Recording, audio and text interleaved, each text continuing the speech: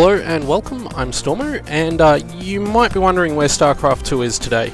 I was having a bit of trouble getting the game loading, and it seemed not to want to let me in to actually play it, which was a little bit annoying and made it difficult. So I thought I would make a video about Assault Android Cactus. Now, you might be wondering why I'm making a video about Assault Android Cactus when I already made one last year.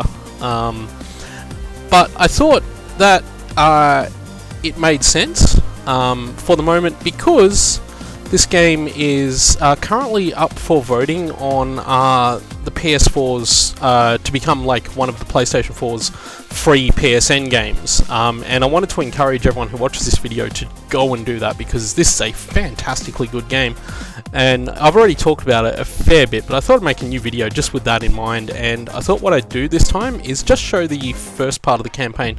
So I've unlocked all of the androids now, which I don't think I did in the previous one, but yeah, you can see these are all the androids. That was possibly a bit of a spoiler. We're going to go with Starch, because Starch is by far my favourite. This game has a huge amount of character and just sort of potential. I want to go back to Zone 1.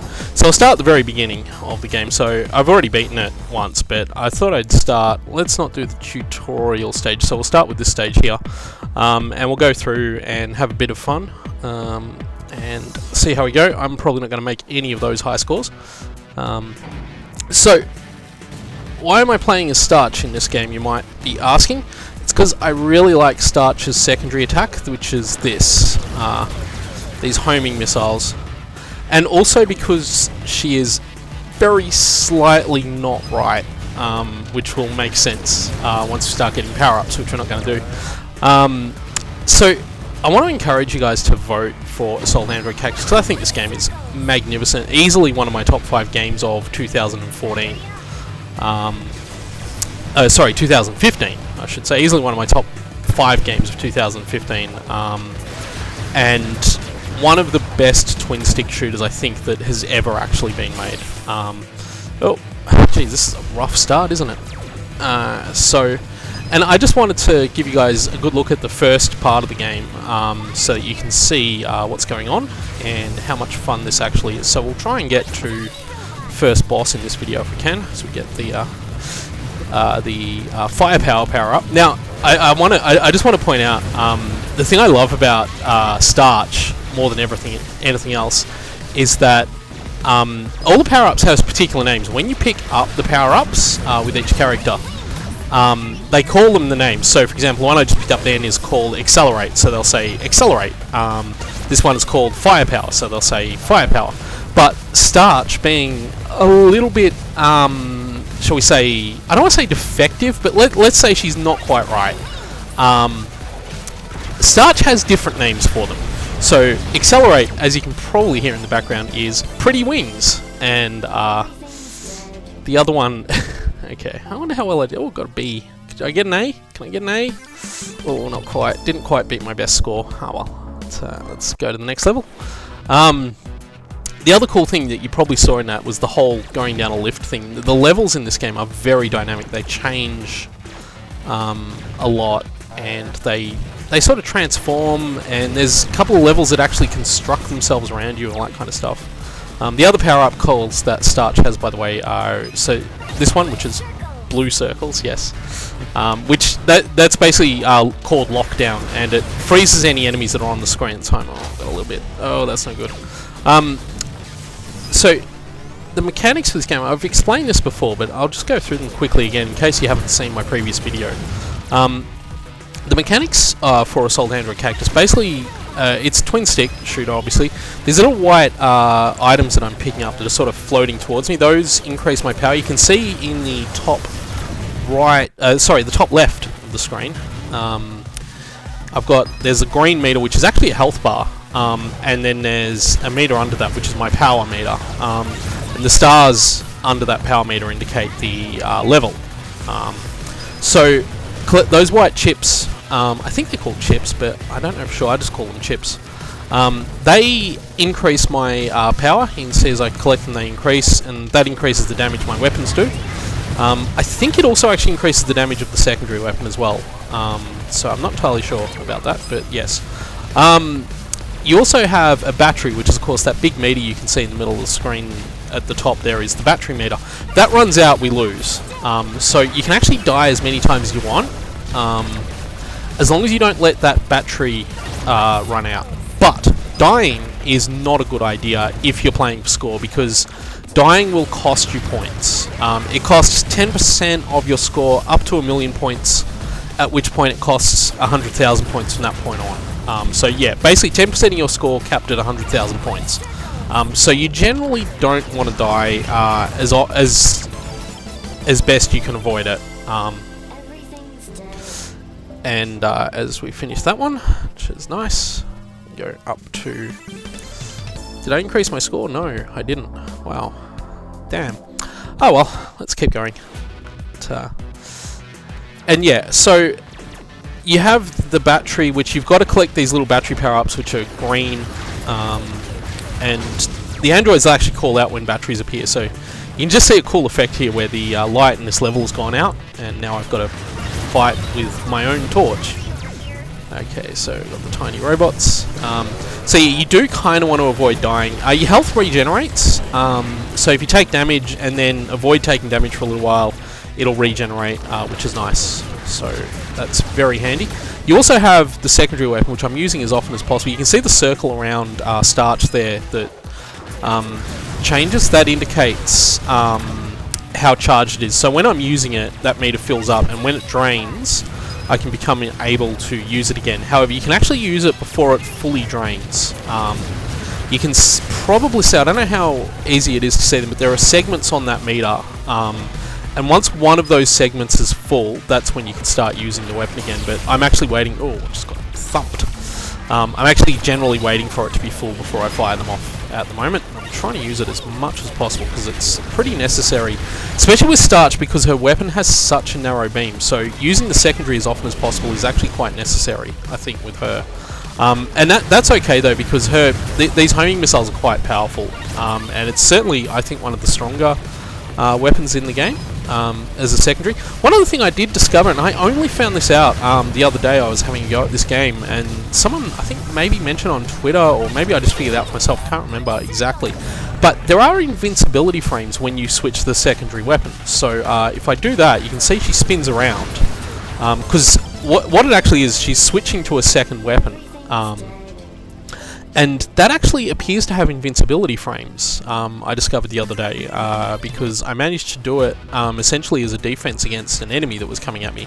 Because these little crab-like enemies, they have melee attacks. If I get close to one, you can see... Oh, I got whacked. I was trying to show you what it was. Actually, dying early on is not so bad because I lose very little of my built-up score, so that's not such a bad problem. But yeah, they actually have melee attacks as well, those crab-like creatures, and I did the secondary weapon. I'm pretty certain it didn't hit me because there are invincibility frames on that transition, so when she's flipping around like that. And I actually didn't know that. Like I said, I didn't pick up on that until just the other day, and it's pretty cool that happens. And I imagine that applies to every android. And one thing I should mention, actually, one of the great things about this game is that each android is really different. There's a lot of them, but none of them, like, sometimes you might get a game where you might have 8 or 9 selectable characters like that, but some of them will basically be retreads of existing characters, like there might be a slight variant or something, but this game, every android has a really different style of playing and a really different feel. A lot of it has to do, I suppose, with the way the secondaries work, but they also have pretty unique starting weapons. So the Cactus, who's basically the main character and the android for whom the game is named, Cactus has just a sort of regular sort of forward, I guess, Vulcan cannon style shot. It's not really a spread beam, but it's not as narrow as what Starch has here. It's just a regular sort of shot. And her secondary is actually a flamethrower. And then there's another android, though. I forget off the top of my head which one. I want to say it's... no, I genuinely can't remember which one.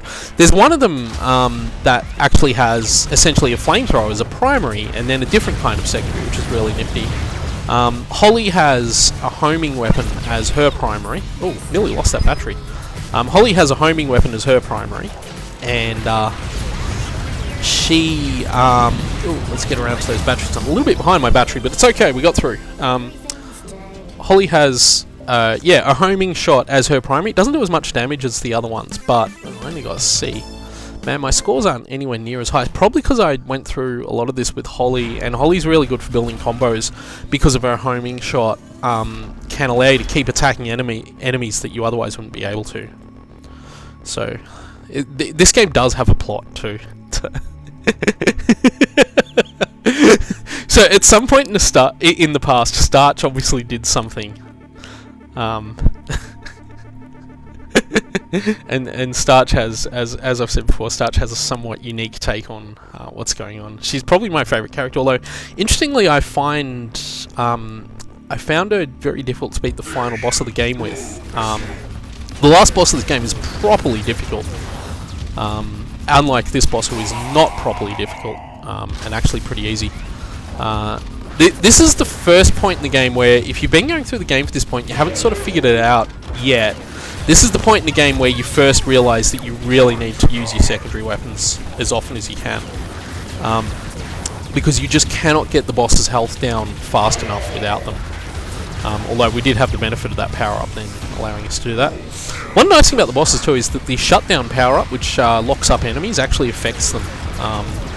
Which is actually really smart, because it means that no matter what situation you are in the game, you can always fire it. So if I get it there, you can see that's shut the boss down, giving me a moment of respite against him, although it wasn't that much really, but still, it helped. But yeah, I ended up with the final boss beating her with, and again I've completely forgotten the name of the androids, I'm so bad at this. We were looking at them at the start of the game too, but I ended up, one of the androids has a shotgun attack. And I ended up, when I first beat this game, using her, even though the shotgun attack is really difficult because it's very slow firing and very short range. But her secondary is this shield, or this sort of bubble, I guess is the best way to describe it, that appears around her and pushes enemies away, but also damages anything that gets stuck within it. And if you get an enemy stuck in the bubble, it deals heaps of damage, and it made the final boss really easy for me to do, because I was able to push away. Because the other thing that it does is it repels enemy fire, so these blue bullets would get repelled, that you can see here, and it repels enemy fire, and there we go, we beat the boss. I was going to go through only this first area, but I might go a bit further.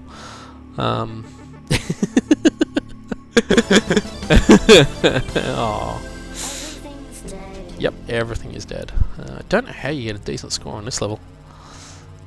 Probably by using Holly and comboing nicely, so I've done better. I haven't managed to beat any of my high scores with Starch yet. So that makes me think that Starch probably isn't the best option for scoring. But, it's not too bad. I just wanted to use Starch because of her funny names and this secondary attack, which is just really nice and easy to get the hang of. But I mean, I could go through this basically with any of them, because they're all really fun. And one of my things I really should do is sit down and go through them. I put a lot of time into this game. Actually, like I said, if you haven't got the impression already that I think this is a fantastic game that just isn't getting enough love, more people need to see this game and enjoy it and play it, because it's really cool. Once you beat the story, there's an infinity drive mode you can come back to that's basically a sort of extended single arena that you can fight through. There are daily drives, which is basically a sort of seeded sequence of enemies that you can fight in a single arena, and it has like 10 short stages that you get through. But it's the same sequence for everyone, and it changes every day. So there might be different bosses and different other things. I'm not sure the mechanics of it, but well, this will get us a nice big combo. So the scoring systems are, it's not, I was going to say a fairly basic chain-based multiplier system, but it has some just enough to make it interesting. Like, it's not one of those scoring systems where, and I think I mentioned this, I actually interviewed Jeff Van Dyke, who's the music composer for this game, for my PAX Australia video last year, and I think I talked about it with him a little bit, how the scoring system is, I can't remember if I talked about it with him in the interview, or if it was just I talked about it with him, but the scoring system is good in that it doesn't just reward you for survival, it rewards you for getting chains and being skillful as well. And I've played games like this before that have scoring systems where there is a chain and a multiplier, but ultimately it doesn't matter because you just keep building, and there's no way of maintaining a skill-based scoring system. And I think a good game, or a good arcade-style game where there's scoring and all that kind of stuff, has to be able to reward skill as well as survival. And Assault Android Cactus very definitely does that, because I just took a huge hit from that. Losing points for dying helps with that too, I think. So yeah, but I didn't know at the time when I interviewed him too for that video that Jeff Van Dyke is quite a well-known composer who's worked on a lot of well-known games, mostly the Total War series. And so I just did that interview, and it wasn't until long after I was editing it and I needed to look up the spelling on his name, and I realised, oh, this guy's actually like reasonably well known. He's won like BAFTA awards and stuff. So that was a bit of a surprise. Oh, I got an A rank. Did I beat my score? No, I didn't. Oh well, that's all right. Haven't beaten any of my top scores yet, but hey, we're going through it with Starch, and you can see again here the dynamic stage, the way it changes up there. Got to be careful of those spiky balls, because when you destroy them, they explode, and that red stuff does heaps of damage, and I think it basically kills you. Maybe not quite kills me, although I am going to die very shortly if I don't get out of here. Well, that was a waste of a special attack. You probably saw just there too, the power-up changed, and here we go, that's the dynamic level changing going on there. You probably just saw there the power-up changed it went from, I think, red to yellow. And that'll happen, there's a little, you can see the circle around the, and then they'll change colour over time. So if I just hold still for a little bit, you can see it happening, and now it's blue one. I'll pick it up now. So no matter what colour a power-up is, if you leave it around long enough, it'll change to a different one. So if you're fishing for a specific power-up and it's not getting to you, just leave it on the screen and it'll show up. These little fly guys are great for getting chains. I think I got a nice big chain before, actually. I was hoping to get 100 chain, because they'll have funny things they say when you get to 100, and Starch has some really funny stuff she says. But I'm not sure I'm going to be able to now, because I'm all the way around here and all the enemies are over there and I just lost it. So, well, not too bad though. Try and get more of a chain happening. One thing I do think with the chaining system is that one of the sort of classic examples of a game with this kind of combo chaining system is the Dodonpachi games, the shooting games, and it's I know that bullet hell shooters in general were an influence on this game, and you sort of tell that just by the colour of the bullets that the enemies tend to shoot. Everything's blue and pink, which is very cave, very bullet hell.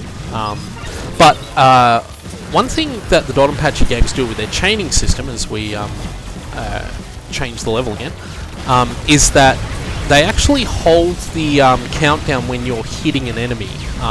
Well, admittedly, they only do it when you're using the laser variant of it, but they do this thing. Oh, jeez! Oh, I've missed a battery. Oh no! Oh no! I'm gonna fail this level. No! Yeah! Yes! Got the battery. That was rough. Anyway, yeah, so they actually hold the combo when you're damaging an enemy under various circumstances. And I wonder if that would be something that would help with this game a little bit, because it can be a little bit annoying to get essentially chain starved. There we go, I actually made a better score than previous. I actually increased my score. So that's nice. But yeah, I do find sometimes I can get a little bit chain starved, but that could also just be a problem with the way I play, more than a fault in the way the game scoring system works. But it is something to consider if you are designing a game, I suppose, around a combo chain scoring system, whether or not you actually want players to be able to hold that countdown, or for it to just run out in certain circumstances. So anyway, going to the next stage, and I will call it a video after we beat the boss of this area, because that's 2 full areas I've shown in the video. So, and as much as I'd like to show more, I think that I want to just give you guys a good example of what this game has to offer. And particularly, I just want to show the story mode off, because it's really fun. And like I said, there's more than just the story mode in the final game. There's a lot more. And of course, I did make a video about this last year, but as I said, the main reason for this was that I wanted people to be aware of the fact that this game is currently up for voting on PSN, and you guys should go vote for this, because if you do, it'll be free on PSN, and that will help get it into the hands of more people, I think. And this is a game that deserves a lot more love than I think it gets. It's a brilliant game, easily one of the best.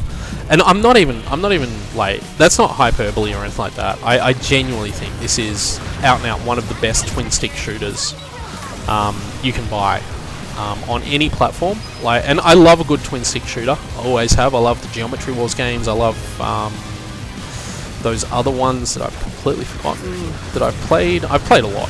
Surely I have. Didn't really enjoy Helldivers though, although I'm not sure I'd call Helldivers a true twin stick shooter. But I've played a lot of them, and this is easily one of the best, certainly of this kind too, as opposed to the sort of more, I guess, Robotron 2084 style, which Geometry Wars is.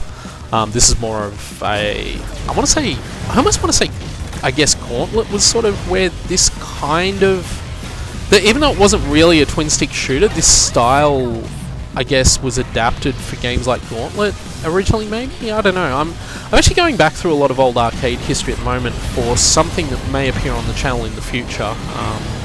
So I am looking into that a bit. So it'd be interesting to find out where this kind of, I guess, arena-style twin-stick shooter maybe would be a good way of describing it. But yeah, it'd be interesting to go back and have a look and see where that sort of came in. And I set another top score for myself, just hit 300,000, so that's not bad. But, didn't quite beat WD-40 up the top there, but that's okay. Okay, so you can pretty clearly tell that something's happening with the floor here, and it's conveyor belts. And of course, if you move with the conveyor belt, you move faster. And if you move without the conveyor belt, you move slower. And if you get off the conveyor belt, you don't move. But yeah. So there's some really cool dynamic stuff going on with the levels here. Let's get that. Oh. This is looking really confusing. Oh, yeah, and of course the conveyor belts change direction every so often, obviously, so because it's a conveyor belt level, and of course they change direction. Video games. It's how all conveyor belts work in real life, isn't it? They just randomly change direction. So, actually know a railway station near me that does change the direction of its stairs every so often, about once. Used to be about once a week, and it was because there was a problem with them where they were basically dying down. They were trying to prolong the life, and they did it by inverting the direction of the way they went. So let's get over there. There's an enemy floating around. That's one thing that can happen to you in this game too, because the levels are essentially based on waves. If you leave one enemy of a wave alive, sometimes the next wave won't trigger. In fact, generally the next wave won't trigger until you destroy it. So it's just something to be aware of. But this game is also very good at indicating where each of the enemies are. You can see at the edge of the screen there's always indicators showing you that that's where the enemies and power-ups, and oh wow, we got a shutdown, nice. And tiny robots, we can get a nice big combo. The other attraction of this game, of course, that I haven't even talked about yet is the fact that it is it does have 4-player local multiplayer. And I have played that, obviously on the PC it's a bit hard to sort of get into a circumstance where you can play that, so on the PS4 I think that's going to be one of this game's biggest selling points, because it is crazy fun. I did get a chance to play 4-player multiplayer games of it at PAX Australia last year, and it was really good fun. And I really think that that's going to be a big selling point for this game on the PS4, because it's not online multiplayer, it doesn't have an online mode, and talking to the developers about that, yeah, they just rolled their eyes. They were just like, yeah, that's a hard problem, and that's understandable. It is, especially given that this is made by a pretty small team up in Brisbane, as Starch Pixo knows there. We'll defeat this boss, and then we'll go on. This is Vespula, the second boss of the game. Look what it's...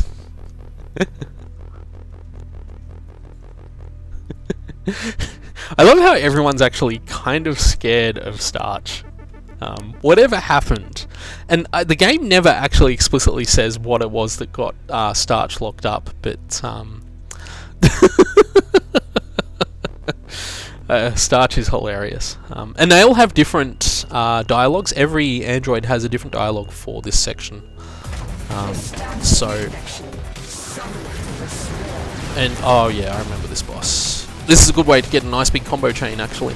See if we can get that 100 combo. Yes, excellent. She has a couple of different lines she can say, and it happens every 100. Okay, so we've gone to the next stage now, so we're probably going to maintain that chain, especially not if we die. But yeah, they all have a couple of different things they'll say every time they get to 100 chain. And Starch has some of the funniest ones. I need to go get that battery. Always need to make sure we get... Oh, we got bumped. That's okay. We weren't going for scoring the boss battle anyway, were we? Oh, wow. Definitely not. Not if that's going to happen to us. But that is annoying, because it does cost you time, too, is the other thing with dying. Like, it's not really enough to be... You probably... I mean, if you die too much, you will fail the level, obviously, but you're going to get 100 again. Oh, she got knocked over. The line there is, last time I had this much fun, I got shut down.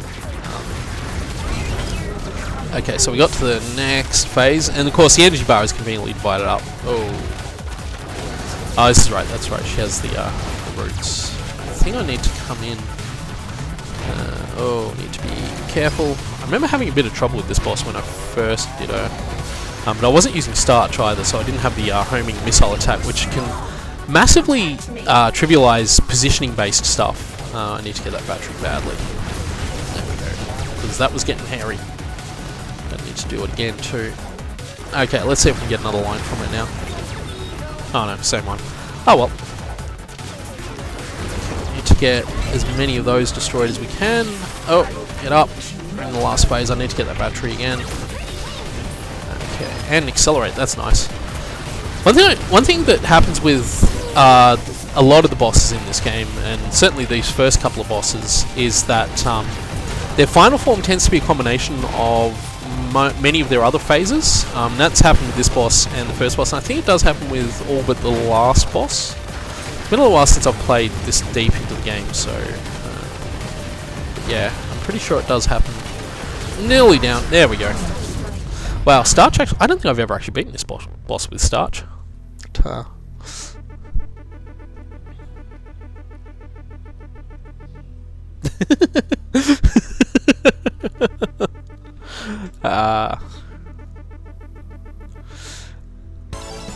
Okay, we're going to leave it there. I've had my fun with Assault Android Cactus. It is, as I said, a fantastically good game, and I set myself a nice big new high score. Excellent. I only got a C rank though. I have to do something about these ranks. I'm going to have to get S ranks on everything. Also, the stage select maps are great. So which android was I thinking about for? Coral. That was the one I beat the final boss with that I was talking about before. Was Coral. And the one with the flamethrower that I was thinking about was Peanut. So those are the androids I was talking about before. You unlock androids after beating each stage in the story mode. I think by default Cactus, Holly, Lemon and Coral are unlocked. And then everyone from Starch forward gets unlocked in the as you play through the game, maybe. Or maybe it's... yeah, maybe Coral has to get unlocked, so it's these three that are open first. I can't quite remember, but that's okay. That was Assault Android Cactus. Like I said, I just made this video because I want to remind you guys that it's coming to the PlayStation 4, and it's up for a vote on PSN right now.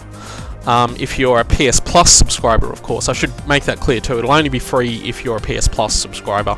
But honestly, if you're not a PS Plus subscriber at this point, you're not getting the full benefit of your PlayStation 4.